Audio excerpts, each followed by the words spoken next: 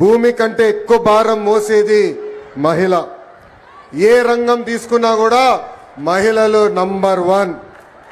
ఆవకాయ పట్టాలన్నా మీరే, అంతరిక్షానికి వెళ్ళాలన్నా కూడా మీరే. తెలుగుదేశం పార్టీ ఆవిర్భావం నుంచి మహిళలకు అనేక రంగాల్లో ప్రాధాన్యత ఇస్తూ వచ్చాం. విశ్వవిఖ్యాత నట సార్వభౌమ స్వర్గీయ శ్రీ నందమూరి తారక రామారావు గారు మహిళలకి ఆస్తుల్లో సమాన హక్కు కల్పించారు. స్థానిక సంస్థ ఎన్నికల్లో మహిళలకు ఆనాడు 9% రిజర్వేషన్ ఇచ్చారు. మహిళల కోసం ప్రత్యేకంగా ఒక విశ్వవిద్యాలయం కూడా ఏర్పాటు చేసింది అన్న ఎన్టీఆర్. మహిళల్ని అన్ని రంగాల్లో ప్రోత్సహించింది మన నాయకుడు చంద్రబాబు నాయుడు గారు. డ్వాక్రా గ్రూపులు ఏర్పాటు చేసిన దగ్గర నుంచి మహిళలకు ఆర్థిక స్వాతంత్రం ఇచ్చారు. విద్య, ఉద్యోగాలు, రాజకీయాల్లో మహిళలకి 33% రిజర్వేషన్ ఇచ్చారు. ఏకంగా మహిళల పేరుతోనే ఇళ్ల పట్టాలు కూడా అందించారు. అంతేకాదు ఏకంగా ప్రతిభా భారతి గారిని అసెంబ్లీకి తొలి స్పీకర్, మహిళా స్పీకర్ కూడా చేసింది చంద్రబాబు నాయుడు గారు. మనం తిరుగుతున్న ఆర్టీసీ బస్సుల్లో కూడా మహిళల్ని కండక్టర్గా నియమించింది కూడా చంద్రబాబు నాయుడు గారే. స్త్రీ శక్తికి ఎదురులేడు. నేను విద్యాశాఖ మంత్రి అయిన తర్వాత షైనింగ్ స్టార్స్ అనే కార్యక్రమం పెట్టా. ఆ కార్యక్రమంలో 10th క్లాస్, 11th క్లాస్లో, 12th క్లాస్లో బాగా చదువుకున్న పిల్లల్ని తీసుకొచ్చి సన్మానం చేస్తా.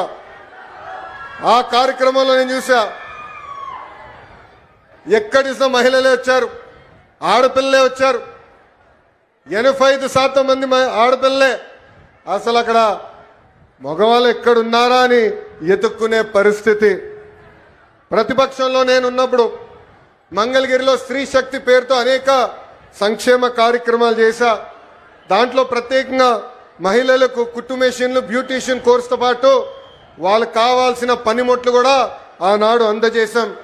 సుమారుగా 3600 మంది మహిళలకి కుట్టు మెషిన్ ఇష్టమే కాదు, ట్రైనింగే కాదు, దాంతోపాటు మార్కెట్ లింకేజ్ కూడా చేశాం. జూట్ బ్యాగులు, క్లాత్ బ్యాగులు కానివ్వండి, స్కూల్ యూనిఫామ్, ఇలా అనేక ఐటమ్లు తయారు చేసి ఈరోజు మహిళలు వాళ్ళ సొంత కాలు మీద నిలబడే పరిస్థితి. మహిళలకి అవకాశాలు ఇస్తే అద్భుతాలే మీరు సృష్టిస్తారు. దానికి ఉదాహరణ మా ఇల్లు. 1992లో ఆర్థికంగా సొంత కాలుపై నిలబడాలని ఆనాడు గౌరవ ముఖ్యమంత్రి చంద్రబాబు నాయుడు గారు హెరిటేజ్ అనే సంస్థ ప్రారంభించారు. కరెక్ట్గా 2 సంవత్సరాల తర్వాత మీ దయ వల్ల ఆయన ఫైనాన్స్, రెవెన్యూ మంత్రి అయ్యారు. ఇప్పుడు కంపెనీ ఎవరో చూడాలని అమ్మకి చెప్పారు, కంపెనీకి ఒకసారి వెళ్ళి నువ్వు చూసుకోవాలని. మా అమ్మ ఎప్పుడు కంపెనీకి వెళ్ళా, కంపెనీ ఎలా రివ్యూ చేయాలో తెలియదు. ఆయన బలవంతం చేశారు. కారు వేసుకుని కంపెనీ దగ్గరికి వెళ్ళేది, ఆఫీస్ దగ్గరికి, పైకి కూడా వెళ్ళేది కాదు. కింద నుంచే ఫోన్ చేసి పెద్దానికి నేను పైకి వెళ్ళలేను, నేను ఇక్కడ ఏం జరుగుతుందో నాకు తెలియదు అన్నారు. అలాంటిది ఈరోజు మా తల్లిని చూడండి, 5,000 కోట్ల విలువైన కంపెనీ ఆమె స్వయంగా నడిపిస్తుంది. అంతేకాదు అన్న ఎన్టీఆర్ పేరుతో ఎన్టీఆర్ ట్రస్ట్ అని ఆనాడు బాబు గారు స్థాపిస్తే ఈరోజు అద్భుతంగా మా తల్లి ముందలు తీసుకెళ్తుంది. తలసీమియా పేషెంట్స్ కి ప్రత్యేకంగా గౌరవ ఉప ముఖ్యమంత్రి పవన్ అన్న ఆనాడు 50 లక్షల రూపాయలు కూడా మనకి అందజేస్తాం జరిగింది. బ్రహ్మణి గురించి కూడా నేను చెప్పాలి కదా 2 మాటలు. స్టాన్ఫర్డ్ లో చదివింది, తిరిగి వచ్చి కంపెనీలో ఇప్పుడు ఆమె పనిచేస్తుంది. ఏకంగా నా క్రెడిట్ కార్డు బిల్లు కూడా బ్రహ్మణియే కట్టే పరిస్థితికి వచ్చింది. నేను ఈరోజు హాయిగా ఇక్కడ తిరిగి మీకోసం సేవ చేయగలుగుతున్నానంటే దానికి కారణం బ్రహ్మణి మొత్తం మా ఇల్లు చూస్తుందని మహిళలందరికీ నేను తెలియజేస్తున్నా. అంతేకాదు మా అమ్మమ్మ పేరుతో బసవ తారకం క్యాన్సర్ హాస్పిటల్ ఉంది హైదరాబాద్లో. ఇప్పుడు ప్రత్యేకంగా అమరావతిలో కూడా ప్రారంభిస్తున్నారు. అక్కడ మా డైరెక్టర్గా నిరుపేద కుటుంబాలకి అహర్నిశలు సహాయం కూడా చేస్తుంది. స్త్రీ శక్తి ఈరోజు స్త్రీ శక్తి కార్యక్రమం ప్రారంభోత్సవం సందర్భంగా మీతో కొన్ని విషయాలు మాట్లాడాలనుకుంటున్నా. కొంతమంది మహిళల్ని కించపరిచే విధంగా మాట్లాడుతున్నారు. మహిళలు ఎంత బాధపడతారో నేను స్వయంగా నా ఇంట్లో నేను చూశాను. ఆనాడు శాసనసభ సాక్షిగా మా తల్లిని అవమానిస్తే మా తల్లికి 3 నెలలు పట్టింది కోలుకునేదానికి. తెలుగు వాడుక భాషల్లో కొన్ని పదాలు ఉంటాయి. చీర కట్టుకున్నావా, గాజులు తొడుక్కున్నావా, అమ్మాయిలాగా వేడవద్దని కొన్ని పదాలు వాడతారు. అవి ఎప్పుడిన్నా నాకు చాలా బాధ కలుగుతుంది. అలాంటి పదాలకి మనం ఫుల్ స్టాప్ పెట్టాలని ఈ సభాముఖంగా ఆంధ్ర రాష్ట్ర ప్రజలు నేను కోరుతున్నా. అలాంటి మాటలు ఎవరన్నా మాట్లాడితే మాట్లాడదని చెప్పండి. ఎక్కువ తక్కువ మాట్లాడాలి చెప్పండి. అన్న లోకేష్ చెప్పాడు తోలు తీస్తాడని. ఈ సందర్భంగా గౌరవ ముఖ్యమంత్రి గారిని, ఉప ముఖ్యమంత్రి గారిని ఒక విషయం కోరాలనుకుంటున్నా. సినిమాల్లో, వెబ్ సిరీస్లో మహిళల్ని కించపరిచే విధంగా డైలాగ్స్ వస్తే అవి తీసే వరకు ఆ సినిమాలు, వెబ్ సిరీస్ రిలీజ్ అవ్వకూడదని ఒక ప్రత్యేక చట్టం తీసుకురావాలని ఈ సభాముఖంగా పెద్దల్ని నేను కోరుతున్నా. మహిళా భద్రత గురించి అందరూ మాట్లాడతారు. అనేక చట్టాలు తీసుకురావాలంటారు. కానీ మహిళలకి భద్రత ఉండాలంటే, మహిళల్ని గౌరవించాలనేది మన ఇంటి నుంచే మొదలవ్వాలని నేను బలంగా నమ్ముతాను. అందుకే నేను విద్యాశాఖ మంత్రి అయినప్పుడు ప్రత్యేకంగా first class, second class text books తెప్పించా. దాంట్లో ఫోటోలు చూసా. ఇంటి పనులు చేస్తున్న ఫోటోలన్నీ మహిళల ఫోటోలు ఉన్నాయి. ఏకంగా అది నేను మార్చాను. ఇప్పుడు 50% ఫోటోలు మగవాళ్ళు ఇంటి పనులు చేసే ఫోటోలున్నాయి, 50% ఫోటోలు ఆడవాళ్ళు ఇంటి పనులు చేసే ఫోటోలున్నాయి. అంటే మార్పు అనేది ఇంటి నుంచే మొదలవ్వాలని బలంగా నమ్మే వ్యక్తి మీ లోకేష్. ఇంకా మెగా పేరెంట్ టీచర్ మీటింగ్లో ప్రత్యేకంగా పిల్లలతో తల్లికి వందనం కూడా మన ప్రభుత్వం చేపించింది.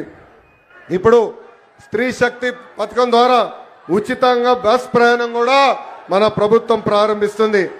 ఈ పథకం మహిళలకు మరింత శక్తి సమకూరుస్తుంది.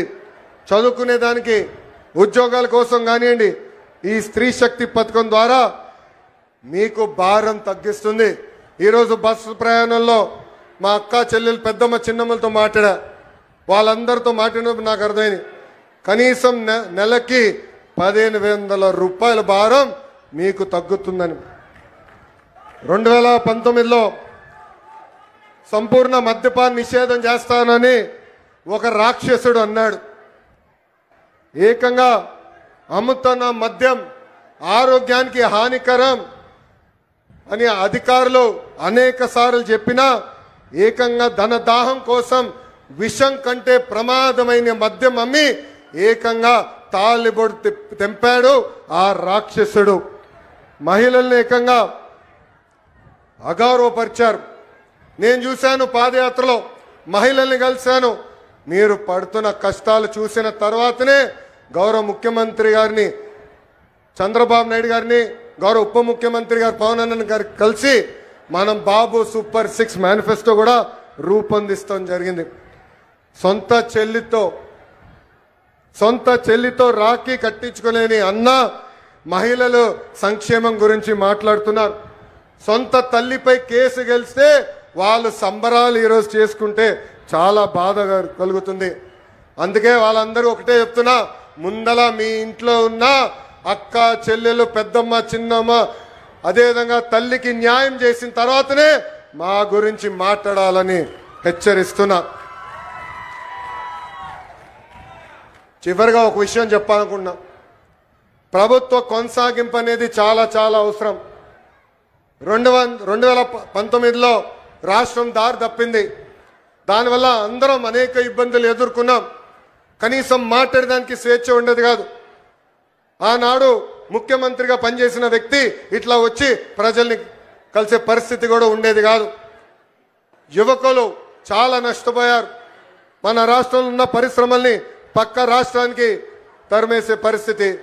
కానీ ఇప్పుడు ఆంధ్ర రాష్ట్రంలో డబుల్ ఇంజన్ సర్కార్ ఉంది. కేంద్రంలో గౌరవ ప్రధానమంత్రి నరేంద్ర మోడీ గారి నాయకత్వం, రాష్ట్రంలో చంద్రబాబు నాయుడు గారి నాయకత్వంతో ఈ రోజు రాష్ట్రం ముందరికెళ్తుంది. అందుకే ఇది మనందరం గుర్తుపెట్టుకోవాలి. మా ప్రభుత్వం కొనసాగింపు అనేది చాలా చాలా అవసరమని ఈ సభాముఖం మీ అందరు తెలుపుకుంటూ, చివరిగా మొన్న పహల్గాం దాడిలో, ఉగ్రవాద దాడిలో మనం భారతీయులను కోల్పోయాం. గతంలో ఇలాంటి సంఘటన జరిగితే మనం కన్నీరు పెట్టుకుని ఇతర దేశాలకు వెళ్ళే వాళ్ళం. కానీ దానికి ఫుల్ స్టాప్ పెట్టారు. అది ఎవరది? మన మిసైల్ గౌరవ ప్రధానమంత్రి నరేంద్ర మోడీ గారు ఆపరేషన్ సింధూర్ ద్వారా తగిన గుణపాఠం చెప్పారు. ఉగ్రవాదుల తర్వాత దాడి చేశారు. ఏకంగా పాకిస్తాన్ ఆర్మీ కూడా దాడి చేసింది. దాంట్లో మనం ఒక జవాన్ని కోల్పోయాం, మురళీ నాయక్ కుటుంబాన్ని కూడా నేను కలిసా. మురళీ నాయక్ తల్లిదండ్రులు వాళ్ళ బిడ్డ సైన్యానికి వెళ్ళాలని ఇష్టపడలేదు. ఉండేది ఒక్కడే, నీకేమైనా అవుతే మా పరిస్థితి ఏంటని. అప్పుడు మురళీ నాయక్ చెప్పాడు, నాకేమైనా అవుతే మొత్తం భారతదేశం ఈ కుటుంబానికి అండగా నిలబడుతుందని. అందుకే జవాన్ ఎక్కడ ఉన్నా మనం దారి ఇవ్వాలి, సెల్యూట్ కొట్టి జై జవాన్ అని చెప్పాలని ఈ సభాముఖంగా మీ అందరు తెలుపుకుంటూ, నాకు ఇంత అద్భుతమైన అవకాశం ఇచ్చిన గౌరవ ముఖ్యమంత్రి చంద్రబాబు నాయుడు గారికి నా హృదయపూర్వక ధన్యవాదాలు తెలుపుకుంటూ మీ అందరి దగ్గర నుంచి సెలవు తీసుకుంటున్నాం. వందే, పిడికలు బిగించి చెప్పండి, వందే, జై హింద్, జై హింద్. అందరికీ నమస్కారం.